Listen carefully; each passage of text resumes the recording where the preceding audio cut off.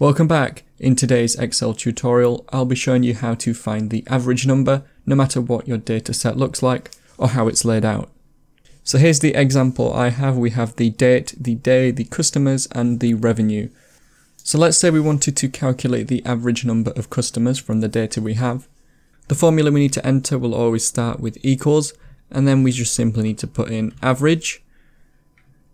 Then we're going to hit open bracket, and we can input numbers, but we're going to choose the range that we've got. So we're going to go from the top number of customers, which is 167, down to the 233 at the bottom.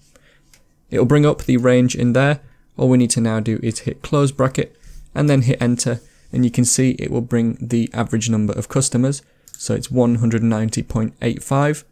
And if we wanted to change the number of decimal places, for example, if we wanted to round this to the nearest whole number, we can of course add and remove decimal places like that with these options here at the top under where it says general.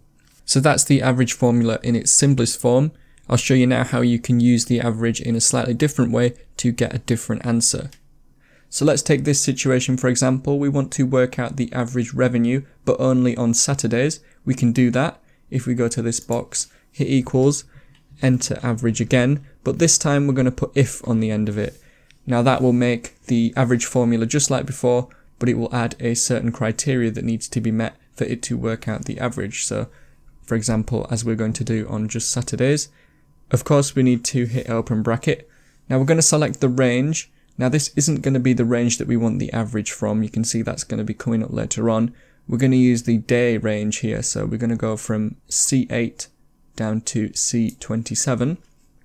We're now going to click the comma button, and you now want to enter the criteria as it's telling us here. The criteria we're looking for is just on Saturdays.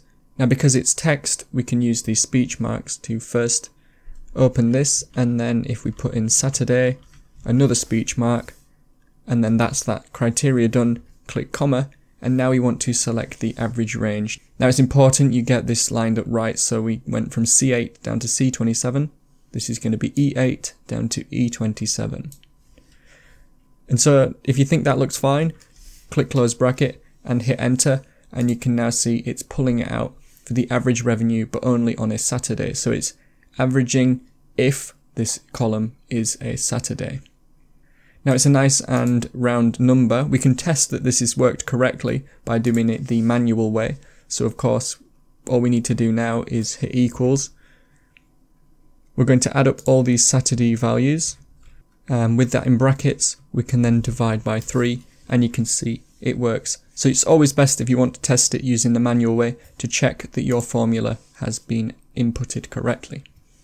And so that's how to calculate the average and also how to use the AVERAGEIF formula in Microsoft Excel. If you found the video helpful, make sure you leave a like and feel free to subscribe. Thanks so much for watching, and I will see you in another video.